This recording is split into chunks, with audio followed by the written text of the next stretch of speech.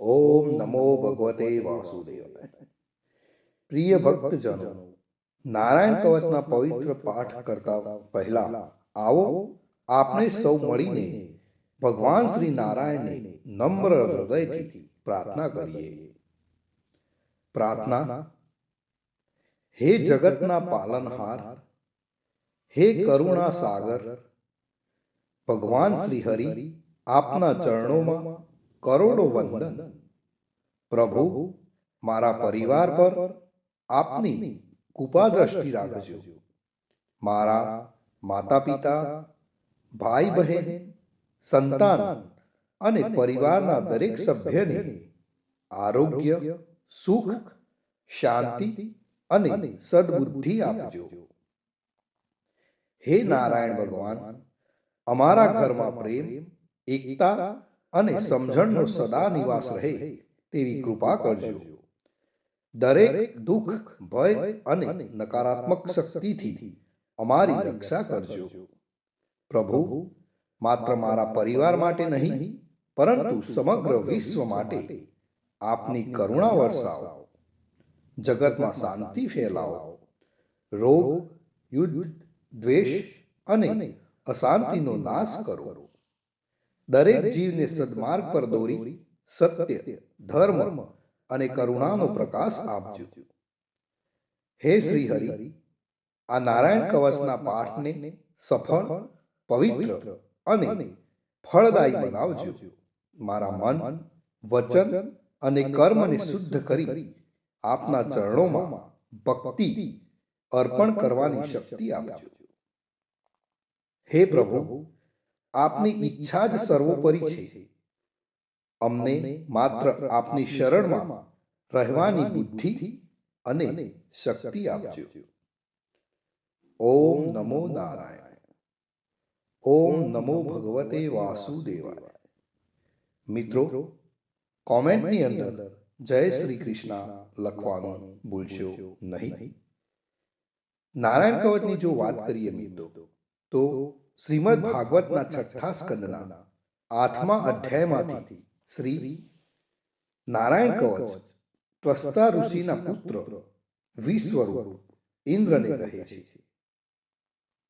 વિશ્વરૂપ કહે છે, જ્યારે ભયનો સમય પાસે આવ્યો હોય ત્યારે મનુષ્ય હાથ પગ ધોઈ આચમન કરી ઉત્તર દિશા તરફ મુખ રાખી નારાયણ કવચનો પાઠ કરવો જોઈએ. જ્યારે ભય આવે ત્યારે શ્રી નારાયણ રૂપ નામનું બખ્તર ધારણ કરવું જોઈએ. તો નારાયણ કવચનો પાઠ મિત્રો આ રીતે છે, જે આપણે નિત્ય સાંભળવો જોઈએ. ગરુડની પીઠ ઉપર ચરણ કમળ ધારણ કરનારા, 8 સિદ્ધિઓ વાળા, 8 બાહુઓ વાળા અને તે 8 બાહુઓ વિશે શંખ, ચક્ર, ઢાલ, ગદા, બાણ, ધનુષ તથા પાસને ધારણ કરનારા શ્રી હરિ, મારી સર્વ પ્રકારે રક્ષા કરો. જળમાં મત્સ્ય અવતારધારી ભગવાન જલ તંતુઓથી તથા વરુણના પાસથી મારી રક્ષા કરો. માયાથી બટુક બનેલા વામનજી, સ્થળમાં મારી રક્ષા કરો. શ્રી વિશ્વરૂપ ત્રિવિક્રમ ભગવાન, આકાશમાં મારી રક્ષા કરો. જેના અટ્હાસ્યથી દિશાઓ ગાજી ઉઠી હતી અને ગર્ભિણીઓના ગર્ભ પડી ગયા હતા, તેવા ઋષિ ભગવાન દુર્ગ, વન અને યુદ્ધ ભૂમિમાં મારી રક્ષા કરો. પોતાની દાઢથી પાતાળમાંથી પૃથ્વીનો ઉદ્ધાર કરનારા ભગવાન યજ્ઞ મૂર્તિ વરાહ, માર્ગમાં મારી રક્ષા કરો. પરશુરામ ભગવાન પર્વતોના શિખરોમાં મારી રક્ષા કરો. અને ભરતના મોટા ભાઈ રામ તથા લક્ષ્મણ પ્રવાસમાં અમારી રક્ષા કરો. ઉગ્ર ધર્મ અને પ્રમાદથી નારાયણ ભગવાન મારી રક્ષા કરો. નિંદાથી નર ભગવાન ને યોગ ભ્રષ્ટ થતા યોગેશ્વર દત્તાત્રેય ભગવાન મારી રક્ષા કરો. ત્રણેય ગુણોના સ્વામી ભગવાન કપિલ કર્મબંધનથી મારી રક્ષા કરો. સંત કુમાર કામદેવથી મારી રક્ષા કરો. હયગ્રીવ ભગવાન રસ્તામાંથી જતા અને દેવોને પ્રણામ ન કરવા રૂપી અપરાધમાંથી મારી રક્ષા કરો.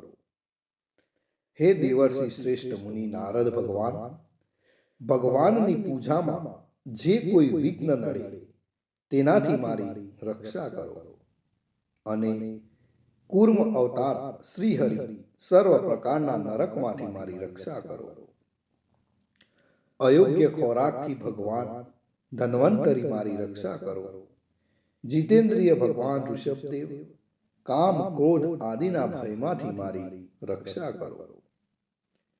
યજ્ઞ અવતારધારી ભગવાન લોક અપવાદથી મારી રક્ષા કરો.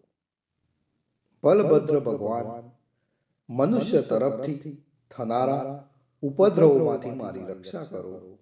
અને ક્રોધાવેશ સર્પ ગણોથી શેષ ભગવાન મારી રક્ષા કરો. ભગવાન વેદવ્યાસ અજ્ઞાનથી મારી રક્ષા કરો. આ પાખંડીઓના ટોળામાંથી ભગવાન બુદ્ધ મારી રક્ષા કરો. ધર્મની રક્ષા કરવા માટે અવતાર લેનાર ભગવાન કલ્કી કાળના મૂળ રૂપ એટલે કે કળિયુગથી મારી રક્ષા કરો. હે કેશવ ભગવાન પ્રભાતમાં ગદાથી મારી રક્ષા કરો. હે વેણુધર ભગવાન ગોવિંદ આ સંકટ કાળમાં મારી રક્ષા કરો. ઉદાત શક્તિ નારાયણ ભગવાન પ્રાહન કાળમાં મારી રક્ષા કરો. અને ચક્રધારી ભગવાન વિષ્ણુ મધ્યાહન કાળમાં મારી રક્ષા કરો. મધુ દૈત્યને મારનારા ઉગ્ર ધનુર્ધારી ભગવાન વિષ્ણુ ત્રીજા પહોરમાં મારી રક્ષા કરો. બ્રહ્મા વિષ્ણુ અને રુદ્ર એ ત્રણ મૂર્તિવાળા ભગવાન માધવ સાય કાળમાં મારી રક્ષા કરો. ઇન્દ્રિયોના સ્વામી ઋષિકેશ ભગવાન પ્રદોષ કાળમાં મારી રક્ષા કરો. પદ્મનાભ ભગવાન કેવળ એક અર્ધ રાતથી પહેલાના કાળમાં અને અર્ધ રાતે મારી રક્ષા કરો. શ્રી વત્સ સિંહધારી ભગવાન એવા ઈશ શ્રી વિષ્ણુ પાછલી રાતે મારી રક્ષા કરો. તલવારધારી ભગવાન જનાર્દન મળસકામાં મારી રક્ષા કરો. દામોદર ભગવાન સંપૂર્ણ સંધ્યાઓમાં મારી રક્ષા કરો. કાળમૂર્તિ ભગવાન વિશ્વેશ્વર સૂર્યોદય પહેલાના કાળમાં મારી રક્ષા કરો. હે પ્રલય સમયના અગ્નિ જેવી તીક્ષ્ણ ધારવાળા ચક્ર વાયુવાળા અગ્નિથી જેમ સૂકું ઘાસ બળીને ભસ્મ થાય તેમ મારી શત્રુ સેનાને ભસ્મ કરો. હે વ્રજના જેવા તીક્ષ્ણ સ્પર્શવાળા તણખાઓથી ભરેલી ગદા તમે ભગવાનને પ્રિય છો.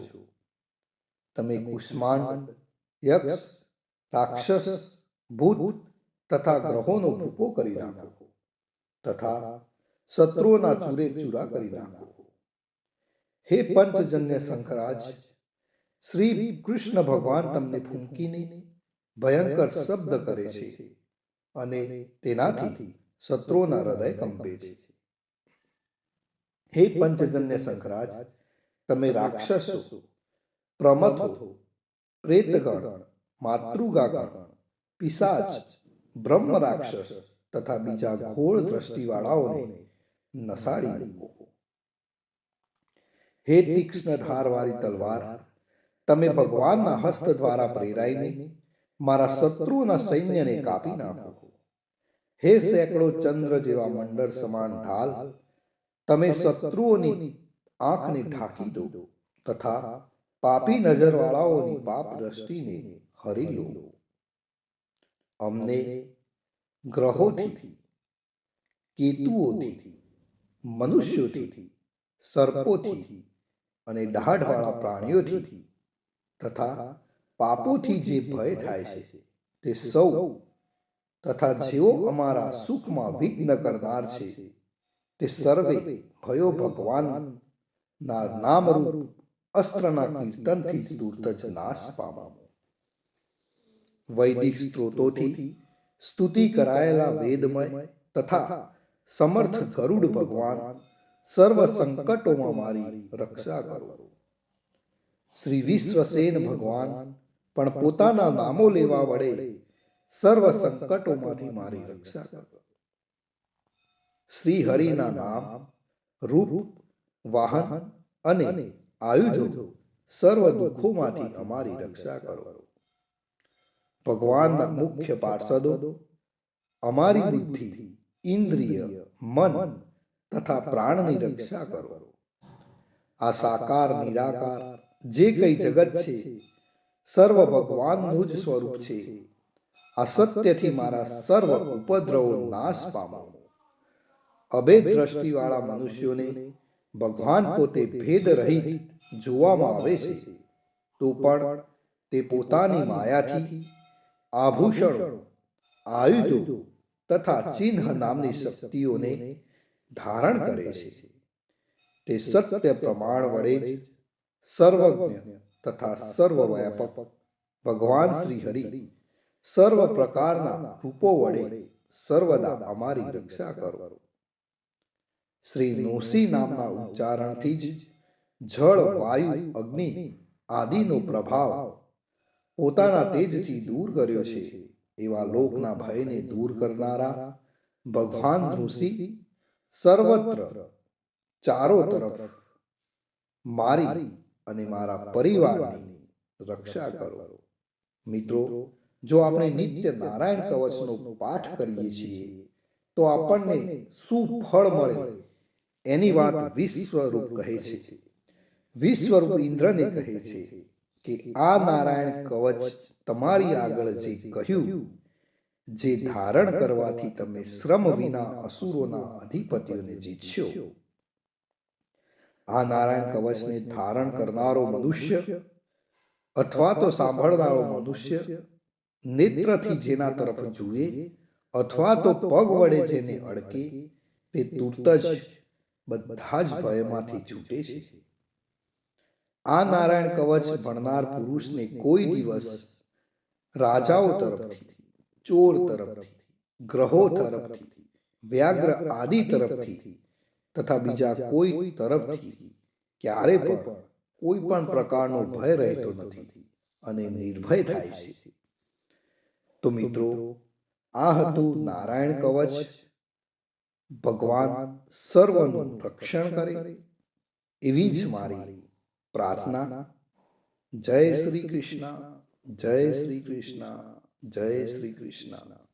મિત્રો, કોમેન્ટની અંદર જય શ્રી કૃષ્ણ લખવાનું ભૂલશો નહીં. જય શ્રી કૃષ્ણ.